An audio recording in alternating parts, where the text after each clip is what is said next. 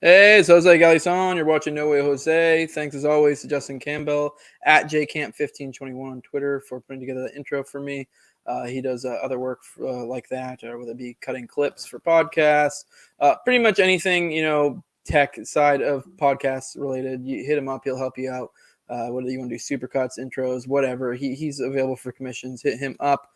You can find me on YouTube, all major odd bike pictures, Odyssey as well. Today, my guest is Richard Booth. This is by the way. Oh, I just see you in the chat, Junkie Jeff. I don't know if you have me on Facebook, but if you do, send me that Jinx video. Sorry, not to throw it off the thing. I just saw you in the chat. I got nuked off Twitter, so I meant to play that Jinx video of Terrence Yeeke for this episode as the intro, but whatever, that fell through. But I just want to remind you guys that the way this works is if you're watching the 21st, it's a live stream. It'll get taken down almost immediately after. It'll go up roughly about a week or so later. That's when it'll go public. If you want to have access in the meantime, you have to have Patreon. Lowest level's $2. It's patreon.com. So it's No Way Jose 2020. Is the Patreon. And the highest level being $20, and that's a sponsor level. And I have CD McRae, the Whiskey and Tea podcast, Jeremy of Etsy.com/shops, Just Raising Liberty. That's where you can get his wares at. Mikkel Thorpe of the Expat Money Show.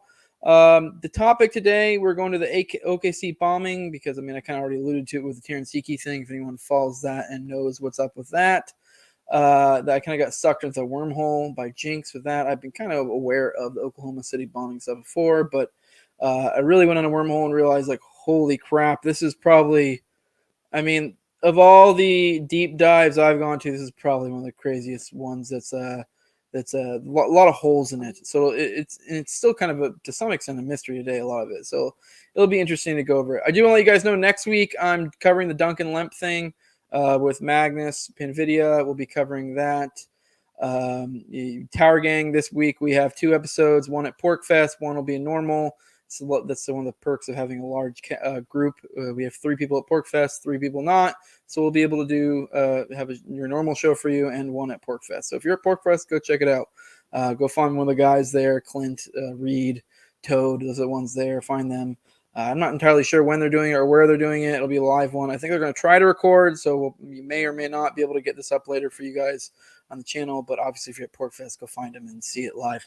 Go check out TopLobsta, toplobsta.com. Use Jose at checkout for 10% off. He has all the merch you want, whether it be No Way Jose, Tower Power Hour, Reed's show, Natural Scapolis, it be Liberty Lockdown. He has all the gear. He has all of his own original stuff and a lot of other podcast merch as well. So go hit him up. And let's go ahead and get into it. Let's get Richard on here. Let's do this. Hey, what's up, man? Hey, Jose. How are you? Good. Yourself? Good. Thanks for having me. Oh, no problem. I think I mentioned earlier, just for those watching, on Twitter just get nuked. So this is a good time to remind you guys, share, like, comment, subscribe, all that stuff, because my reach just got yanked by I guess it's soon to be Elon. Hopefully he'll fix it when he comes in, but I'm not too worried about it. I'll probably be back on there soon, but it's hard to get a good reach when it does that. It is what it is. If you could go ahead and introduce yourself to the audience, let them know who you are, how you're pertinent to this topic, maybe what research you've done, et cetera, whatever you want to tell. Yeah, sure thing. So my name's Richard Booth. I'm from Tulsa, Oklahoma, grew up in Oklahoma. And I was 17 years old when the Oklahoma City bombing happened. And I followed it in the newspaper. Of course, everybody in Oklahoma, that was the #1 story. Everybody was talking about it. And what got my attention in the case really was that I saw that within a couple of days of the bombing, there were sketches of two suspects in the case that were put in the paper. And ultimately, the FBI never did identify, and we'll get into this a little bit later, but they said that one of these other suspects doesn't exist. And I began to feel like I was being lied to when I heard that. And what was happening in around this time, I'd say around 97, 98, I was on a mailing list online, and I would get news clippings from the McCurtain Gazette, which was a newspaper out of Idabel, Oklahoma. That had a lot of groundbreaking coverage in it by a reporter named JD Cash. And so I was just following his stories and following what was being posted to this mailing list. I didn't proceed much beyond like just being a consumer of news until actually being a researcher until probably around 2014. I'd read a book written by Roger Charles called Oklahoma City: What the Investigation Missed, and it really brought it all kind of flooding back to me, everything I'd read about it before. So I started reaching out to various researchers, um, various academics, and started basically collecting documents. And between 2014 and 2016, I had amassed just a huge collection of like 1,400 news clippings, a bunch of FBI documents, a bunch of other documents. And long story short, I basically donated this archive of documents to Scott Horton at the Libertarian Institute. And he put them all online to make them searchable for people. And essentially, I've been working with the various people who researched this case: Jesse Trinidou, Wendy Painting, uh, before Roger tragically passed away in February of this year. I'd been talking to him for about probably 6 years, and he sent me just a great deal of material, and also so many conversations we had. I learned so much as he had been covering the case since like 96. So that's kind of where I'm at now. All right, cool, cool. All right, let's go ahead and get into the what the official narrative is of Oklahoma City bombing. And I know it sounds kind of pedestrian almost, but I mean, even for me, someone who's kind of deep into this world of like MK Ultra, Operation Northwards, like I'm familiar with a lot of stuff. I've gone down these roads. I'm even me. I kind of just knew like just the basics. Like yeah, there's a bomb, fertilizer, Timmy McVeigh. Like I kind of knew the basics. Never really did too deep of a dive. It was just one of those ones that was way back there. There's always other fancy conspiracies that catch people's mind or events, whatever. Conspiracy kind of gives it a negative angle to some extent. But I guess let's start off with what the official narrative was of what happened, and then we'll go from there.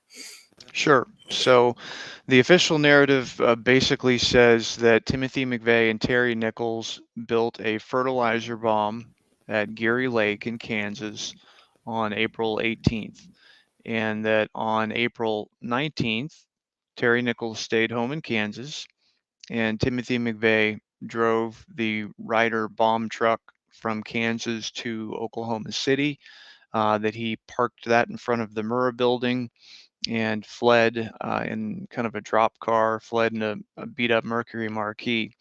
And the bomb went off. It killed something like 168 people. It destroyed about 2/3 of the federal building. If you see the pictures, it's just demolished. Tim McVeigh was driving in this vehicle that had no license plate on it, and he's speeding, and he's on the freeway, and he's pulled over probably about an hour and a half after the bombing for having no license plate. Now, when he's pulled over, the officer who pulled him over for this minor traffic violation noted that he had a concealed weapon. And so he arrested McVeigh for carrying a concealed weapon. At that time, there was no, it's not like the officer thought he had anything to do with the bombing. It was just a typical, I'm taking you into custody for this.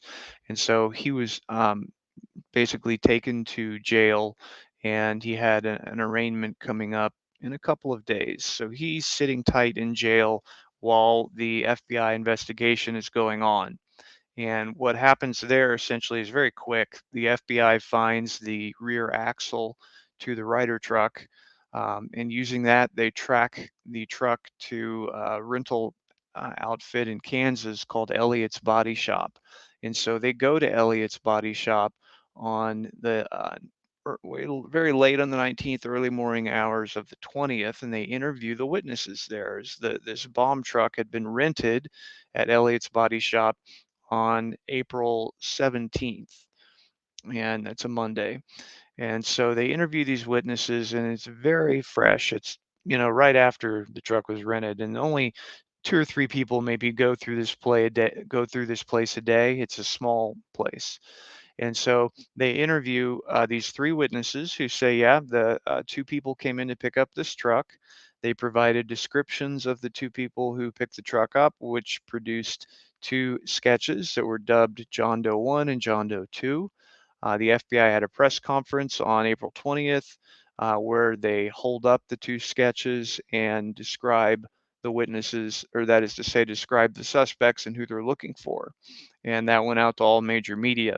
And that's really kind of what caught my attention. I saw it and I thought, who are these people, who did this? And what happened as far as identifying McVeigh is a couple of things. Firstly, the FBI decided to go and visit the different motels that were located in Junction City right off of the freeway. And one of those motels was the Dreamland Motel. When they showed the sketch of John Doe 1 to the proprietor of the motel, she said that looks exactly like a guy who checked in here. And she gave the name, his name, Timothy McVeigh, all the information she had about him. And separately from that, um, an individual who ran a place called Pat's Gun and Pawn, a gun and pawn shop at Fort Riley in Kansas, was visited. And he said that he recognized both of the sketches, that the John Doe 1 sketch, largely believed to be McVeigh, he recognized as a person who had written him a bad check for, I believe, a Tech 9 and a Glock pistol. And so he had probably better reason to remember this customer than if it were someone else. So he goes and he pulls all the documents that he has for this guy, and it's basically the form that you fill out when you purchase a firearm. So they've got McVeigh's name, address, all that stuff, and the feds run that through their criminal database, and they see that this individual, Timothy McVeigh, is currently being held in jail, and so they know to go and get him. And then as far as Terry Nichols goes, um, basically McVeigh listed as his nearest relative, um, and as his address on his driver's license, the farm of James Nichols, which was Terry Nichols' brother. And this caused the FBI to consider Terry Nichols and James Nichols persons of interest, and that was leaked to the media. And Terry Nichols heard that on either TV or radio, and he went and turned himself in at the police station in Kansas upon hearing that. And that's essentially how the whole thing played out as far as the official story goes. Now, bear in mind that back at this time, the official story said that there were two people in the Ryder truck when it was delivered. That's what all the witnesses said. And they were also saying that two people picked up the Ryder truck. And neither one of those two people is thought to be Terry Nichols. He looks nothing like the sketch, and he was in Kansas at these various times. And that story did begin to change over time, which was what caused my suspicion and many others. Yeah. All right. I actually was thinking about doing this later, but I kind of want to do it now. I want to go over the kind of the cultural and significance of Timothy McVeigh and the period in which he did it. I mean, and I kind of know, but I'll let you do it since you'll probably be able to do it better than I will. Obviously, you probably know I'm getting at kind of the loose connections to Waco. He was even recorded being at Waco. Which obviously lives in Ruby Ridge, but I'll let you do that real quick so people can understand the cultural significance of this. And this kind of leads into some of the perceived, a lot of conspiracies of what came after, and also there was a burgeoning militia movement. But I'll let you take off before I take all your steam. So Okay. Yeah, definitely. That's an important part of the context here, because essentially what we're seeing here is that you had Ruby Ridge happen, where, FBI hostage rescue team killed women and children. And then you had Waco right after, where they burned alive a bunch of American citizens, including a bunch of children, using tanks, flamethrowers.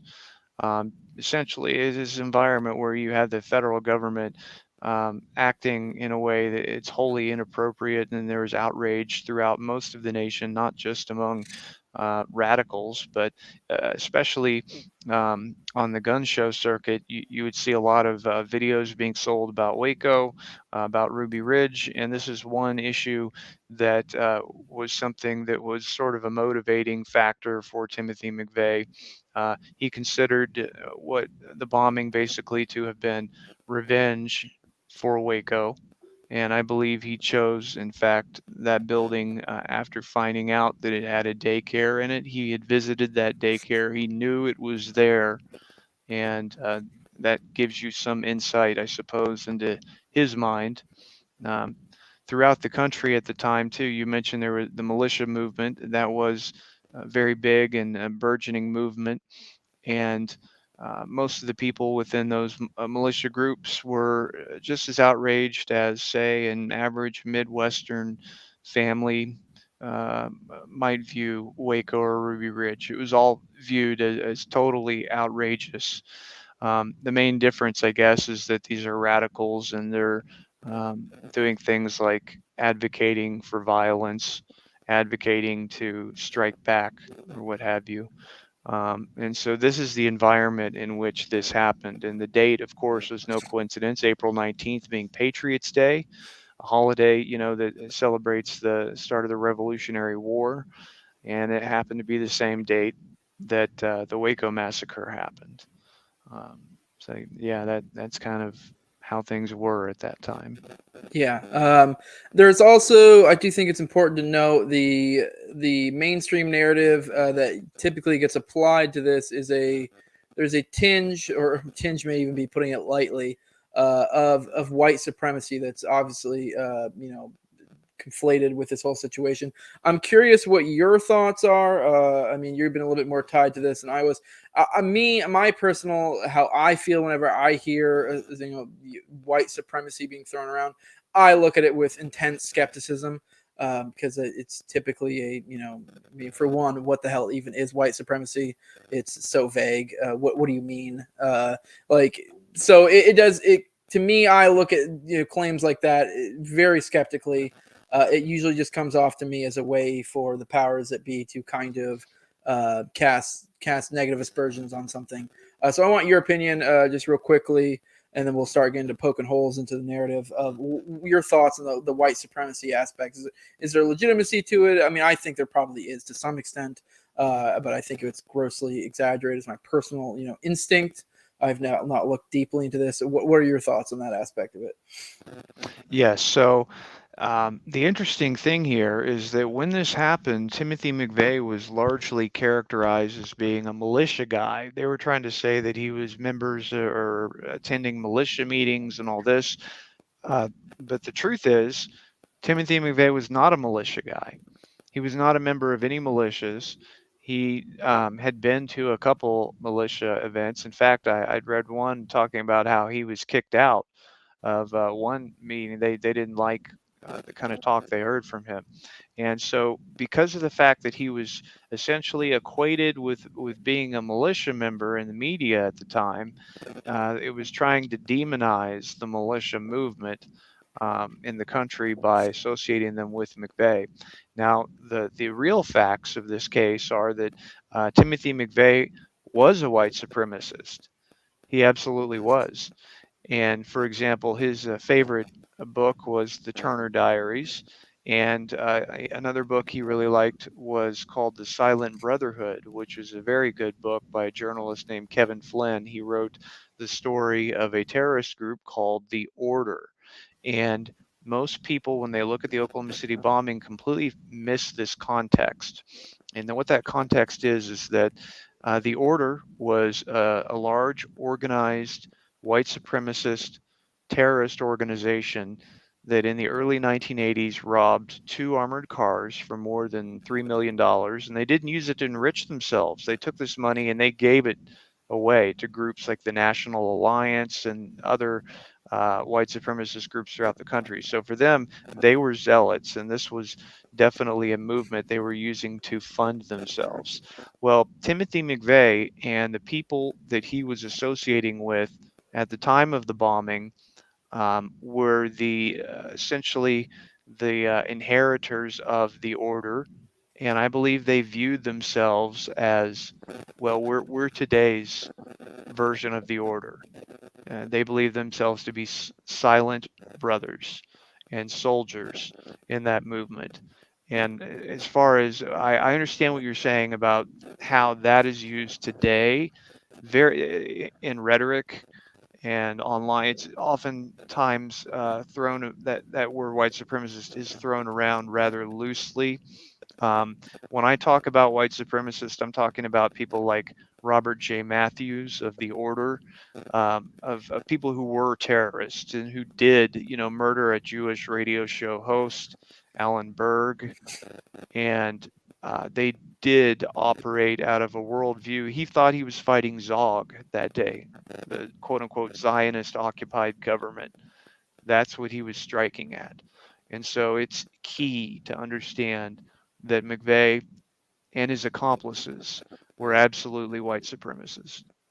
I want to, and I didn't want to get stuck in this too much, but I did actually just find out a little bit about the Turner Diaries today. So I did want to touch on a little bit because I know a lot of people, especially the ones who, and I'm not saying I believe this, but I also don't, I'm saying I don't believe it either. It's one of those things like it's there's definitely a lot of weird information that leads me to think it's definitely a strong possibility Mm-hmm. of McVeigh being an asset. And we'll get into that. I don't want to go that deep dive, but the Turner Diaries specifically, I know a lot of people make the claim it almost seemed way too convenient based on what the Turner Diaries are. And there's something to do with, I believe they said he was reading it or saying it out loud when it happened or some shit like that.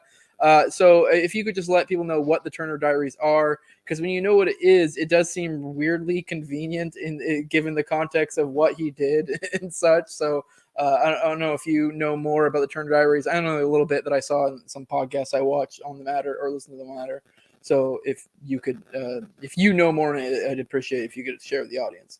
Yeah, sure. So, the Turner Diaries is important to kind of understanding this movement in the early to mid 80s and then into the 90s.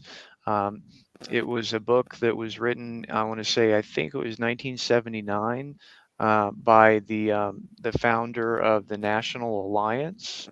Um, he wrote it under a pseudonym, and I'm drawing a blank on his name right now. I can't believe that. But at any rate, founder of National Alliance writes the Turner Diaries, and it's this post-apocalyptic kind of fiction about the future, um, where you have a tyrannical government that is controlled by basically the Zionists or Zionist Jews or whatever. And in the book, it depicts a kind of a diary by one of these soldiers who is part of the resistance. And they call themselves, in the book, they call themselves the Order.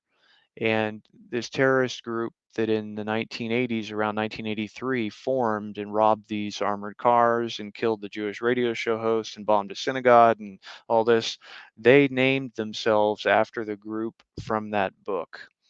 And essentially, they made the order real. And Timothy McVeigh, I believe, was doing the same thing. He was following in their footsteps.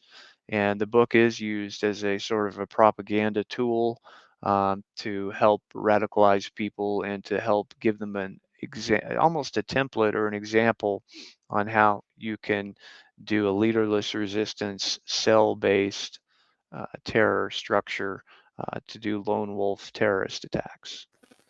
Yeah, I believe I guess the angle I was going to get. I believe maybe it's the penultimate moment of that of the diaries or something. And there's something along the lines of them bombing a federal building. Yes, I the believe. FBI Yeah, headquarters. Yep. yeah. So that's why. I mean, obviously, ended up being ATF here, but potato potatoes.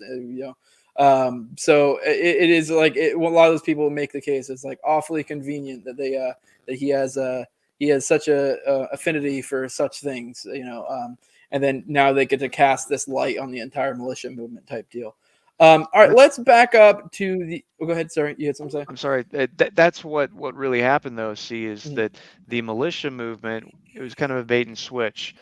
The militia movement, in large part, was not made up of white supremacists. Sure, you had that element there, but what the media tried to do is say that McVeigh's a militia guy, and all the militia guys are just like him. When that is not the truth. It totally separate. The militia movement and these white supremacist groups. I would say that they're two separate things. Yeah, I would probably, if I had to guess, I'd probably say it's probably similar to. And I'll admit, I for a period of time, I would consider myself sort of one of these. It's an embarrassing thing in my past. The Boog Boys of today. I'm sure you've heard of them. There was a period of time where I shared some common.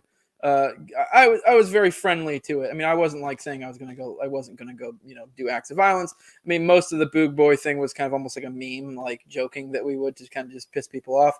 But Hmm. there definitely was not a strong contingent, but a small contingent of people in the Boog movement that would be like racist, straight up racist, and the strong majority of the people in the Boog Boy, if anything, they spurned those people. They would cast them out, and and a lot of times people would make jokes that those were just glowies, like those ones Hmm. trying to make the whole movement look silly, but in modern day internet, it's way easier just to, make it, it's way harder for that to stick as decentralized as stuff is to be like, no, like there was such a common thing, this racist thing. But, the guy I have on next week is probably the most notable Boog Boy, Magus Pinvidia. And he's like a bi, like kind of comes like he's a mutualist. He's kind of lefty-ish.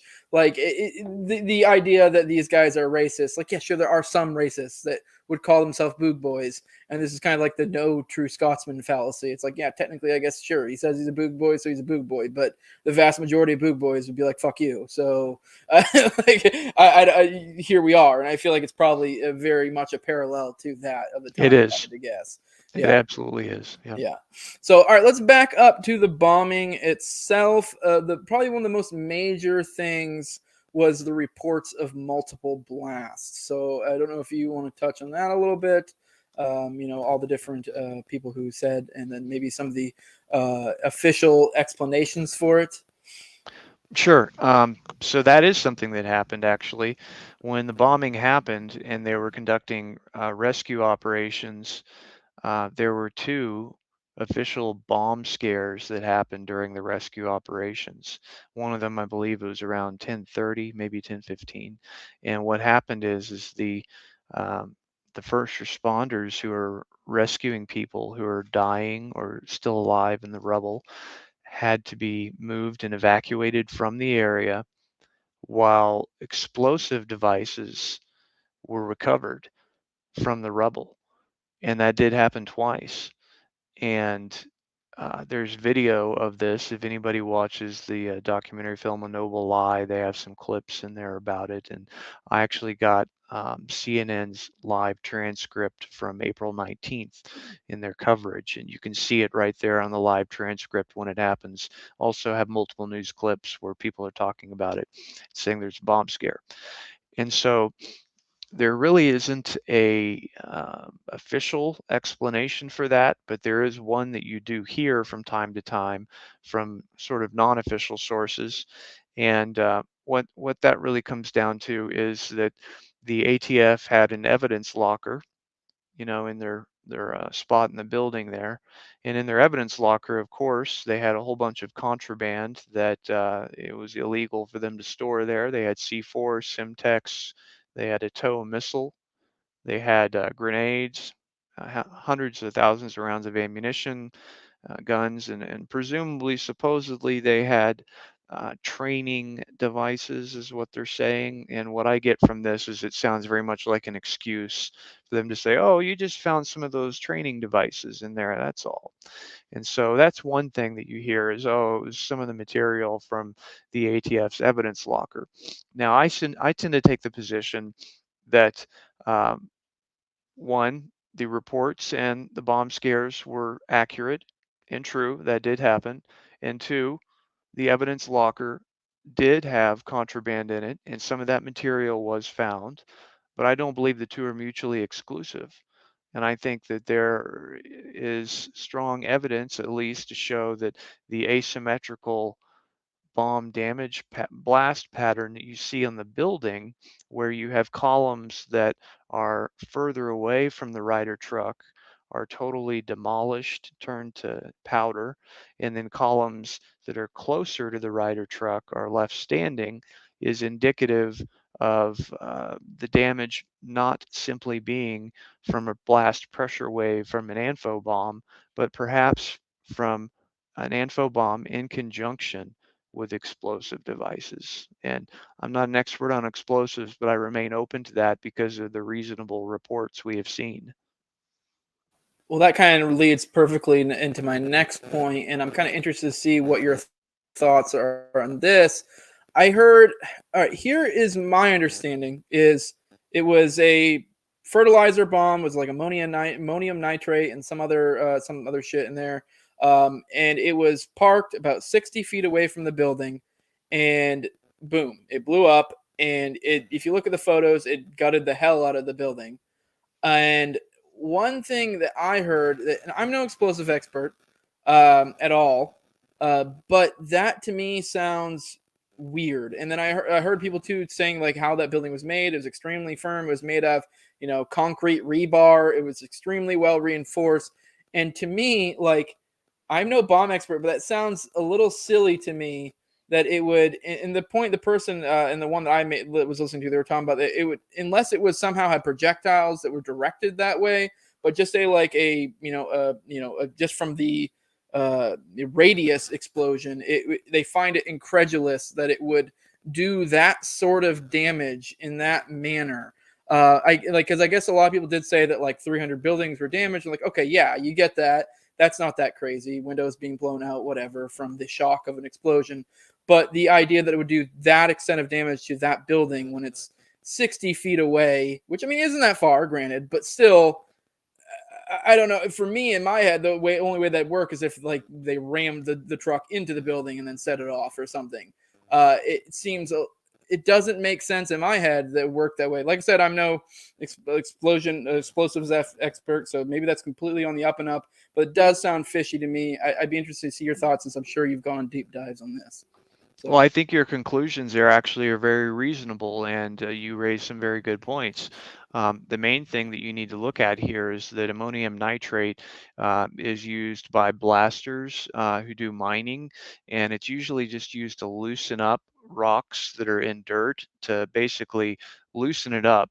And the blast pressure wave that comes from an ammonium nitrate bomb, even if it has a booster like nitro in it that this bomb did, is not powerful enough to pulverize concrete into powder. But essentially, when you look at the building and you look at the blast damage pattern, when I say it's asymmetrical, you don't have just a circle going outward. Instead, you have what looks to me like a building that may have had explosive charges in it that did not all completely go off, where 2/3 of the building completely collapsed. And um, I think that I pay close attention when I see people who are explosive experts who look at this and comment on it, because almost 9 out of 10 will say exactly what you had previously just said. They will say that no way. And so I think that an argument can be made that there's more going on here. And one thing to note that's very interesting, actually, is there was a witness who worked inside the Murrah building, and she actually said about a week before the bombing. She was being dropped off to go into the building, and she's in the parking garage. And when she gets out of her vehicle, she notices in there that there are what look like three construction workers, like overalls. They're holding plans, and one of them has this putty type material, and they have wiring, and they're in discussion with one another and pointing out different areas of the garage. And it sounds very much like a group of people who are handling explosives. And I have her FBI 302 report. And in addition to her, I found a second witness. Well, I didn't find, but there was a second witness who saw the exact same thing. And she was interviewed by Wendy Painting. And so I think there could easily be a scenario here whereby you have a truck bomb and you also have explosives. And there is a leading theory going about this that talks about how there was some sort of sting operation relating to a truck bomb that was penetrated by intelligence figures who not only caused the sting to fail, but caused the bombing to be very successful and to go big. By what would happen if you put explosives in the building, right? You're going to not only, ensure that that there's damage, but you're going to have a huge body count. If there were charges on the columns and they all went off, that entire building would have collapsed. 2/3 of it did, as it is. And I've seen the footage taken at the crime scene, and when I saw that, that blew me away. I just seen pictures online. This is a guy who's like literally right there in front of the Murrah building filming it. And I saw that and I thought, oh my God, there's no way. There's absolutely no way. Actually, one more thing. I wanted somebody in my group chat in our in the live chat, Junkie Jeff. He said, and this is actually something I want to touch on a little bit because one thing. I don't know if this is necessarily exactly completely the same thing when it comes to the urea, but I know one thing I was listening to, they were talking about with the ammonium, that much it would insanely reek, and they were saying from their experience in dealing with in the past that you would be able to smell that for like a long period of time. And I guess there were reports, supposedly, maybe you know more, maybe you don't. People have said that it really didn't, like it wasn't like that at all. And Junkie Jeff says here, one of the people doing the chemistry work on the bomb said he didn't find urea enough concentration for it to be the type of bomb they claim it to be. I don't know if what he's saying, what I'm saying are kind of the same thing. I'm not sure what the urea is. I'm assuming maybe that has something to do with ammonium, maybe not. I don't know if that's something you can speak on. If not, that's fine. We can move on. Yeah. What you're talking about there essentially is the ammonia in an ammonium nitrate bomb. Um, that is said to, after the bomb is detonated, cause enough of a chemical irritant to be in the air that one quote I heard was said, "Well, it'll gag you. If you're there, you can smell it, and it's gag reflex, and it's hard to breathe." But I'm not an explosives expert, so I can't comment on that. But when I do look at other explosive experts who talk about that, that certainly catches my attention. Yeah. All right, well, let's move into, you actually just posted a thing about this recently on your channel. We have a lot of good resources because that's one of the main things with the Oklahoma City stuff is it was kind of a burgeoning time of video. So there was a ton of video out there, stuff that's available. It's just a matter of collecting it because it was kind of clunky finding all of it in the 90s. So that's why there's people like you who go around collecting this type of stuff. But you found a little clip from an old 20-minute, or not, was it not 60 minutes? 60 minutes, yeah. I forgot what it's called. 2020. 2020. Why did I think Yeah. 60 minutes? Whatever, same difference. Very, very similar. Yeah. All right, it's an easy mistake. I mean, I don't even watch any of that crap anymore. That stuff feels like ancient history at this point. I know it still exists, but whatever. So you put a thing on there, and it kind of went into the possibilities of the ATF and others being aware ahead of time. So I don't know if you want to touch on that a little bit. Like, was the ATF aware, and what do we have that show that, or the possibility? Obviously, it's kind of hard to get proof. A lot of this is just eyewitness reports. That's a lot of the best we can do with a lot of this stuff. But yeah, I know there's like multiple things. I have them all listed here, but I'll let you go on. Yes, so what I had posted there was a story called The Families Want to Know, and that was ran in 1997 on 2020. And the associate producer for that was Roger Charles, and he was kind of my mentor on the case.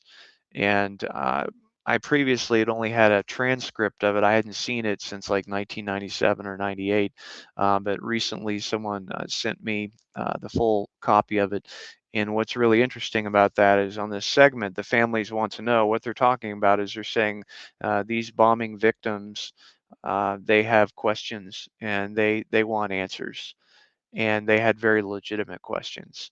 And what these questions surrounded were the fact that many of these victims themselves, as well as others in the area, saw the bomb squad outside of the Murrah Federal Building and the courthouse between 6 and 8 a.m.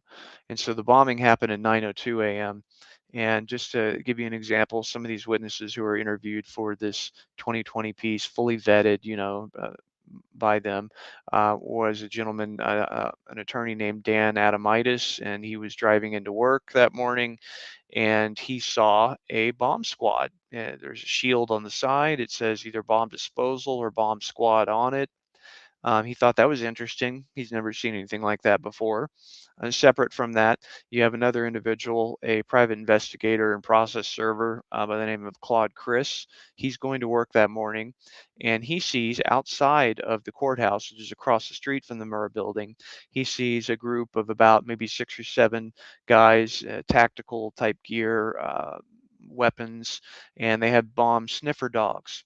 And these sniffer dogs, they were going through the bushes at the courthouse. And so he's seeing these sniffer dogs, which are being used, they're used to detect explosives. And what it looks like is they're checking out the Murrah building and the courthouse for explosives. And we've got 5 or 6 witnesses who all saw the bomb squad there. And what this relates to, I believe, and many other researchers believe, is that there was a sting operation that was expecting the delivery of a truck bomb in the middle of the night. And the fact is that no bomb, of course, or no truck showed up in the middle of the night. So here at about 7 in the morning, they're wrapping up. They've been out there for 8 hours. They got to do their due diligence. So let's take the sniffer dogs. Let's have them go over the building and the courthouse. And okay, nothing's here, so let's go. And they leave, at 8 a.m. And one thing to note regarding this as well is that these witnesses showed up at the bomb scene. One of them, he showed up there looking for his wife. She worked in the credit union in the Murrah building, and he found an ATF agent. And he said, "Hey, I know the local ATF guys who work here. My wife and I are friendly with them, and I need to get in touch with them. I want to, he desperately wants to find his wife." And this ATF agent essentially told him, well, that it's going to be difficult to get a hold of them because they weren't here today. They were tipped by their pagers or told by their pagers not to come in today. And that caused a great deal of panic at the FBI, or that is to say at the ATF. You had multiple false statements issued. Oh, there were 20 people there. Turns out, no, there were none. And then another one, oh, they were out of town on a golf trip. Well, it turns out, no, there was no golf tournament or whatever. And then finally, someone in authority at the ATF and head of their ATF in Dallas comes out and says, well, the agents were out on an all-night surveillance operation. And that's why they weren't there that day. And I tend to believe that this all-night surveillance operation and the bomb squad sightings are linked. They are connected in some way. It's a law enforcement operation. And we believe that it relates to a possible sting operation where they have some details wrong. The truck is not arriving in the middle of the night, and they don't quite know the target. They don't know, is it the courthouse or is it the Murrah building?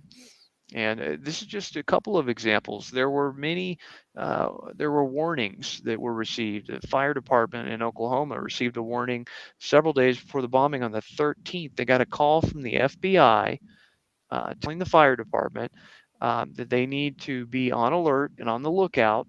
And what's interesting is this warning is so very unspecific. It said there are going to be some some guys coming through. And that just doesn't track. Why would you call the fire department and say, oh, heads up, there's going to be some suspicious characters coming through? It just doesn't quite track. But when you look at it after the bombing, you see what they're talking about.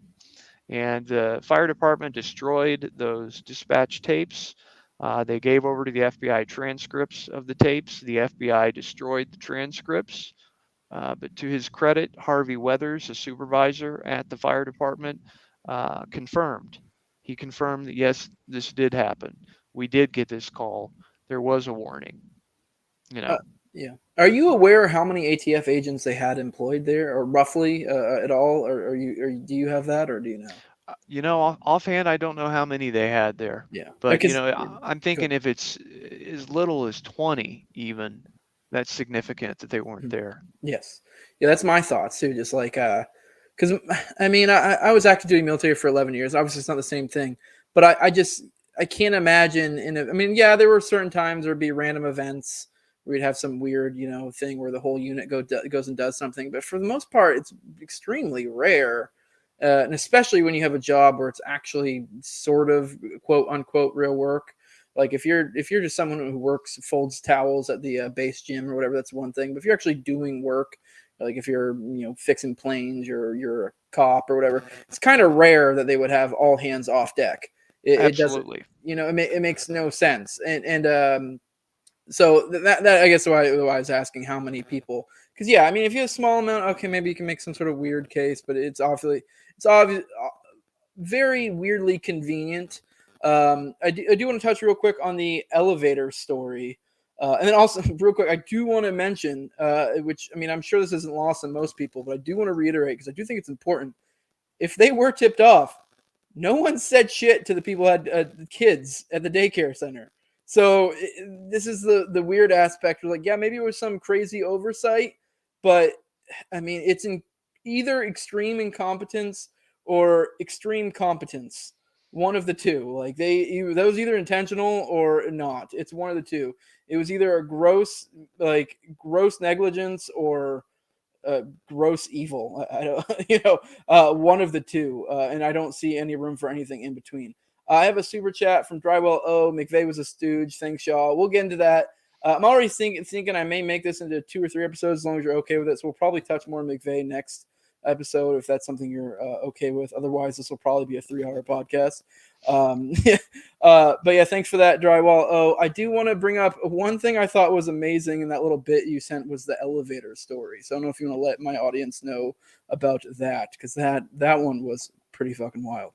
It certainly was. Yeah. And that was part of the ATF's excuses when it came out that they were not there that day.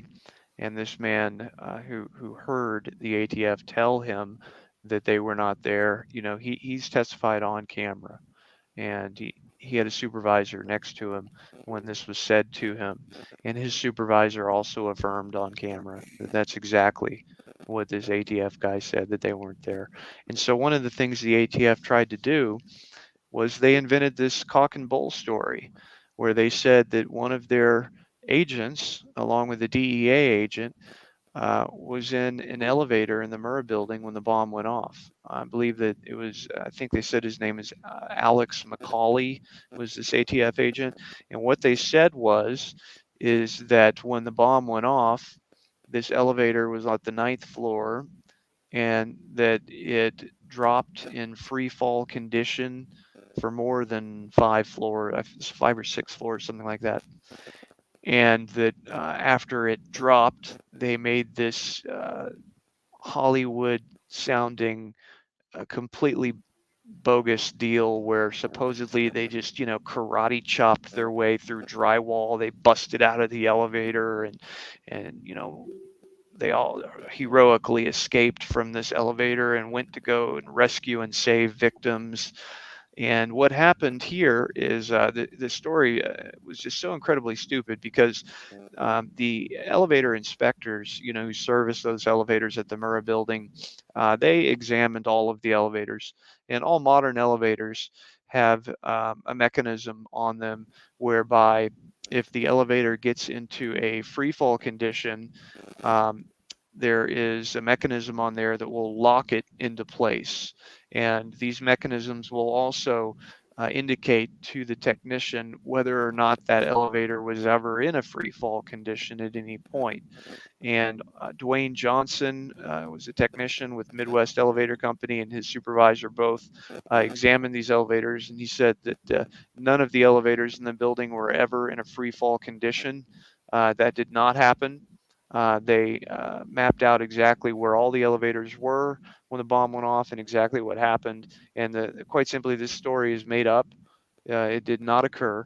And one of the quotes from the elevator guys, he said that, if that happened to you, I would ask you how long you were in the hospital, and how lucky do you feel to have got out, because, it's like jumping 6 floors, you're going to break your neck. And so Yeah. this is a good example of the feds. They're just going to, not only are they not going to warn the people in the daycare, but they're going to make up false stories of heroics. Yeah. It's disgusting. Yeah. All right. Drywall. Oh, he has another one. I'm only bringing this up because I thought it was an interesting point. Why do they blame it on Waco? Their greatest sin. So I want to comment on that. I think that's part of the reason why is to kind of reframe the situation.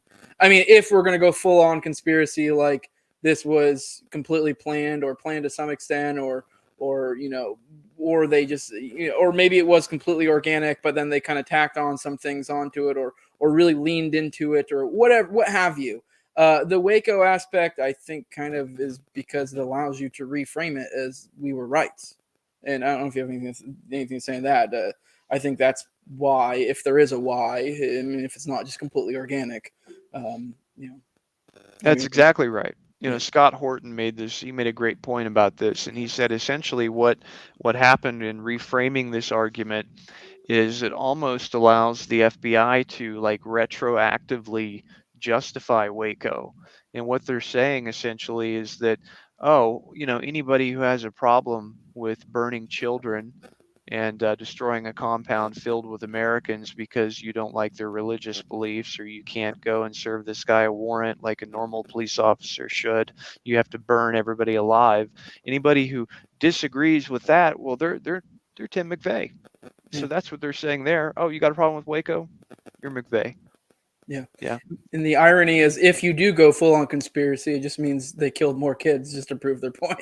But Yeah. I mean, not saying that is the case. I mean, I don't know. The crazy thing about the Oklahoma City thing is I find it so hard. There's so many weird little isms about it. It's hard to get a beat on what really happened. I just know, and in some cases, it's probably a lot like 9/11. I'm not someone who's like some crazy thinks it was all made up or a planned demolition or whatever. I mean, not to cast aspersions on those who do. I don't know. There's definitely some angles to believe that. Maybe, I don't know. I've never gone a deep dive, but yeah, it's one of those things where like I don't know. It just I completely lost my train of thought there. I'm gonna be honest. No, But I kind of see. I see what you're saying, yeah, and um, the best way I think I can summarize in terms of what I think might have happened, because you're right, it's very hard to distill that when you have 1,000 different nodes to this complex thing. What I think happened is there was a sting operation. At the time, the FBI had a program called PATCON, short for Patriot Conspiracy, we'll get into and that next. they were using this to infiltrate right-wing groups and to incite them to violence. And what happened here is, I believe, McVeigh is guilty. He absolutely was 100% involved in this. But that this not only did the sting operation fail, but the researchers, myself included, believe that the FBI sting was either penetrated by bad actors. These are people connected to intelligence who wanted it to happen, um, and by penetrating an FBI sting operation, you immediately compromise the FBI. Now they were 100% on board with covering it up because they cannot let it get out that they had a sting that was happening and they didn't stop it. And so you've compromised the FBI. They're going to cover it up, and we believe that this might be what you would call domestic Gladio. Um, and that's just an ongoing theory. But what we can prove, absolutely, I can prove 100%, is that Timothy McVeigh had accomplices. There were others involved. They were seen by 22 witnesses in Oklahoma City, and they were seen at other times. And the FBI is lying about that. We have to ask ourselves, why are they lying about that? And why have these other people not been captured? Yep. All right, to go back to like kind of surface level poking holes. One thing I noticed, there was a lot of lost camera footage, and then there was because apparently there were cameras there that were watching the building, but then lo and behold, they disappeared. And I guess supposedly, from what I've heard, you're definitely a better resource for knowing how legit this is. Later they go, oh yeah, we had them, but we lost them, and lo and behold, there's no camera footage of the actual event occurring. So I don't know if you have anything to add to that, if I'm on the right path there, or if I was led astray.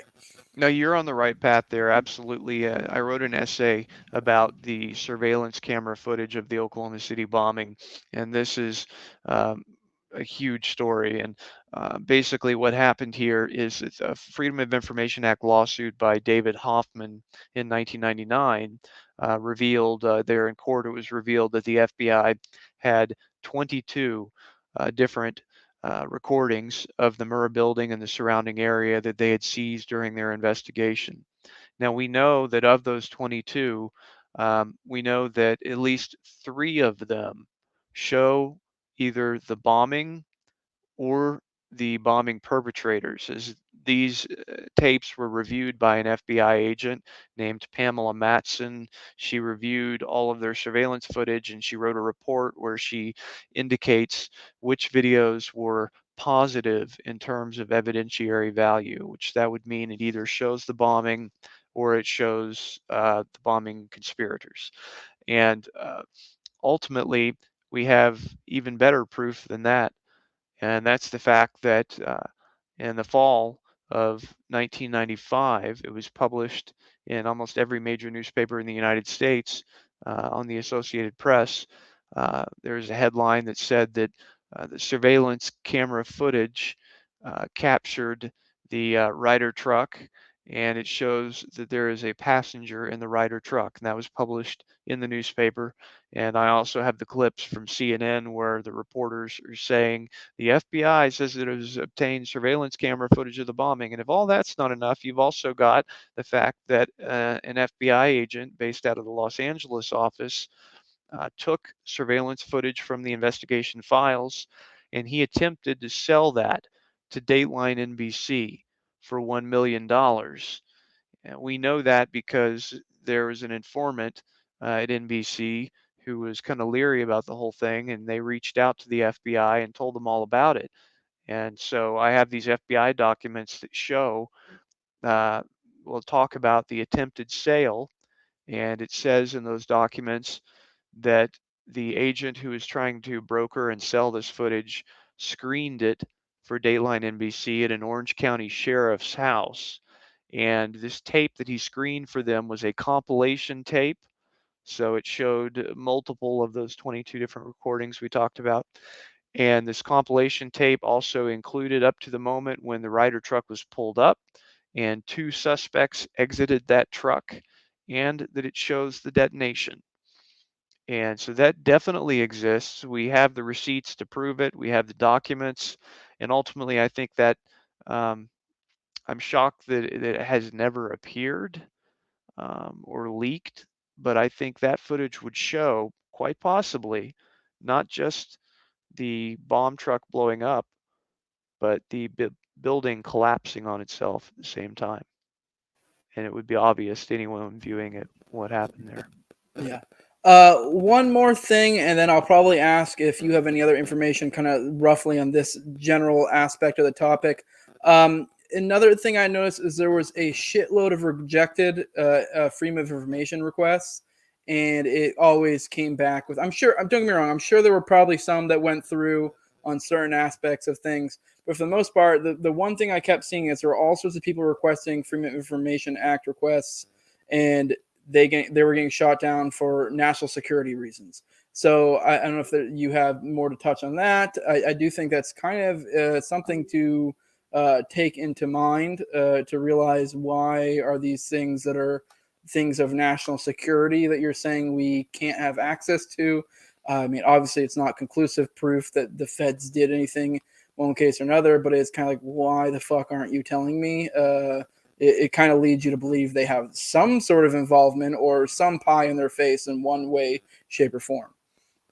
Right. So what you're seeing there is that with Freedom of Information Act requests, the FBI is just notoriously avoidant, and they'll do anything they can to deny the request or not respond to it or avoid their obligations under FOIA. But what I think you're talking about, and this is something that is really interesting, is something Jesse Trinidu found out in his FOIA lawsuit, and that is that the Central Intelligence Agency had something like between 20 and 30 documents that they were essentially refused to provide on the basis of national security. And what we have from Jesse on that is what's called a Vaughan index. And this is an index that describes each of the particular document that is withheld. It describes some things about the document, and it describes how the judge basically had to go through and review each of these documents and decide whether or not it can be released. And anyone who looks at that is going to find at least 4 or 5 documents that will raise an eyebrow, and most certainly will lead you to conclude that there is absolutely more to this than we've been told. Firstly, one thing to note about this case, it is unprecedented, that sort of relates to this, is that the National Geospatial Intelligence Agency, which operates the Keyhole spy satellites, they were tasked on April 19th of using those spy satellite assets to view Elohim City. And these are satellites that cannot be used for domestic targets. And it was actually the first time in history, supposedly, that these satellites were used in a domestic case. And one thing to note is not even the director of the FBI has the pull to get these spy satellites and to use them in an investigation. So if these spy satellites were utilized, that would have to come from an authority such as the president or someone in the operations department at the CIA. So pretty high up. I have Strywall. Oh, he's asking what your opinion on James Corbett's OKC video. Although I feel like he's done multiple ones. I haven't followed his work on it. I know he's done a lot. So I don't know if you have any opinions on James Corbett on the OKC at all. Yeah, I really like James Corbett. I've seen a few of his videos, and I do like. He did a couple on Oklahoma City. He did one on Terry Yiki, on one on Kenneth Trinidu, and another one that this gentleman might be referring to that was called something like "The Secret Lives of Timothy McVeigh." And I think it's a very good video. There is one bit of information in it that I believe is incorrect, but people do make mistakes, and I understand that, so I don't hold that against them. Yeah, when you're sifting through that much information, I mean, you can't really be held too liable within reason. Yeah. I do want to let people know. I think we're getting near the end. I do want to let you guys know. Definitely, you need to pop in for the next one because we only touch the surface, and it gets a lot weirder from here once you start getting into the connections, all the different people involved, all the weird people dying around it. You think it's abhorrent at this point. It only gets worse. But with that, I want to ask you, I've kind of already brought up all my questions kind of tangentially around the surface level of the bombing. I don't know if you have any other things you want to bring up in like kind of in this rough context. I think next episode we'll probably move into, obviously starting with Timothy McVeigh, starting with like some of the main characters as accomplices, some other weird characters, and then maybe within that same one or maybe the next one, depending on how long that one goes, we'll probably get into a lot of the weird people dying and some other crazy shit, like I guess some of the Clinton connections that are kind of crazy. I'm sure you're aware of that are very weird. I mean, I don't know how much those really play into this, or if it's just a matter of convenience. They decide to take that chance to burn all their shit or get rid of all their stuff. But is there anything else that you want to bring up at this point, kind of roughly in the vein of what we're kind of covering here?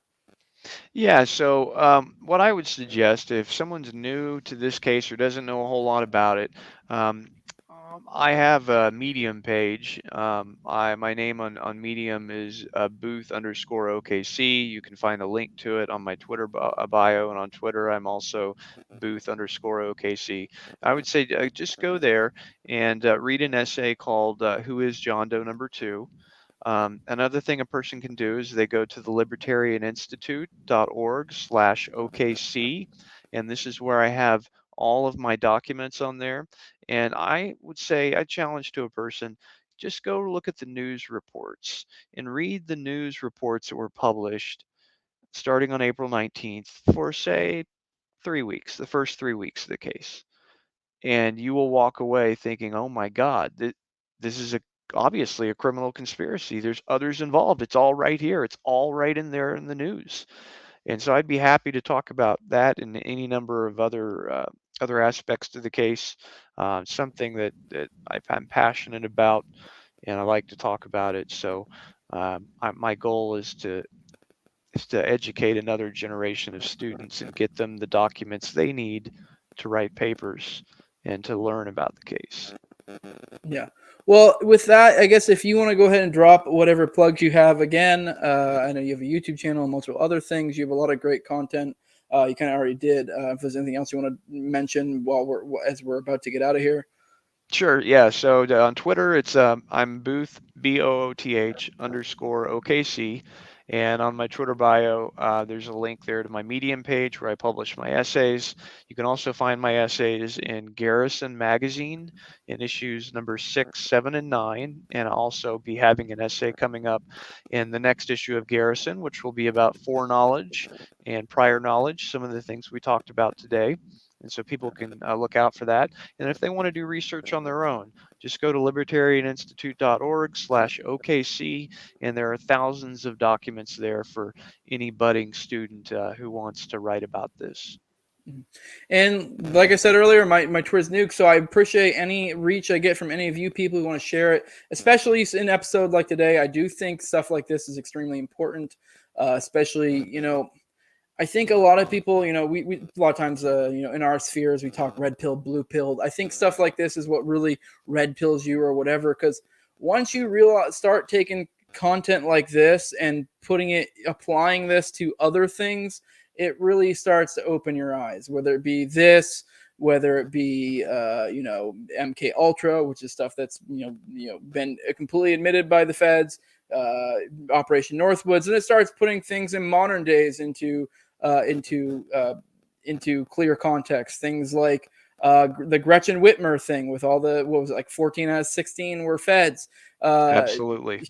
It was then you have things like Mike Epps at January 6th, which is kind of funny. I was thinking about that when you were talking about Timothy McVeigh. Not saying it's a perfect corollary, but there is definitely something too, with him getting booted out of the militia movements or being spurned by them. It really brings up, if anyone's seen the Mike Epps video where he's like, come on, let's go into the Capitol. And everyone's like peacefully. He's like, let's just go in the Capitol. Like, rah, rah. Like he was trying to ignite the crowd into a fervor, and people were just laughing at him and calling him a Fed. And it really kind of, I know you look at things like that and it really kind of is like, history rhymes. And I do think it's important to have these things in mind because, I'm not saying the feds do everything. I'm not going full Alex Jones with things like Sandy Hook, but at the same time, I'm also not going there either because once you start realizing what your government is capable of, you start realizing like maybe I shouldn't just shrug off shit like that. Maybe I should take it with some level of seriousness because especially with OKC, and then you apply to Sandy Hook, not saying Sandy Hook was completely made up. I don't know. I've never gone a deep dive on it. But, the same thing happened with Alex Jones there as happened with a lot of people who are doing what we're doing right now with OKC. People got shrugged off like the kids, the children, how dare you? And it's like, well, okay, that's not an argument. If anything, it makes it worse that if you did this and there are kids involved. That's you just opining over the children doesn't really change anything here. And I do think this is something that we need to get hip to and realize I mean, I know whether it's incompetence or evil or a combination of the two. Unchecked power is something to be afraid of, or to be aware of at the very least. So, but yeah, I appreciate everyone who showed up for the stream. Please share this far and wide. They'll be available publicly about a week or so from now. If you want it in the meantime, patreon.com, just NWJ2020. And yeah, I can't follow me on Twitter anymore, like I said. So, and Odyssey, I really do want to push Odyssey. Follow me on Odyssey because, I mean, while I do think I'm probably, I mean, it happened in 95. I'm probably safe now, but you never know. I mean, people get nuked off YouTube all the time. My other show, Tower Power Hour, is exclusively, well, sort of exclusively. We have a YouTube that'll probably get taken down for ban evasion soon. But, it wouldn't be that crazy that this at the very least flags it. I don't know. I don't know how much OKC content gets flagged these days. But, definitely follow me on Odyssey. I'm very interested in maybe starting to do more content like this. So if any of you guys out there have people, whether they be experts on Ruby Ridge or, some other thing, like I said, I have Duncan doing a Duncan Lemp episode next week, which kind of sort of, I mean, I don't think there was some crazy Fed involvement in Lemp. If anything, I think that was more or less just cops being, idiots. But, I mean, it still definitely kind of applies as well. So, yeah, with that, like, share, subscribe, comment, all that good stuff. Please share this far and wide. I do think this is important content. I appreciate you coming on, Richard. There will definitely be multiple parts to this, whether it's 2, 3, 4. I don't know. It depends on how deep we go. But I'm definitely looking forward to going further with this with you. I appreciate your time. And with that, we are out. Thank you very much. Thank you.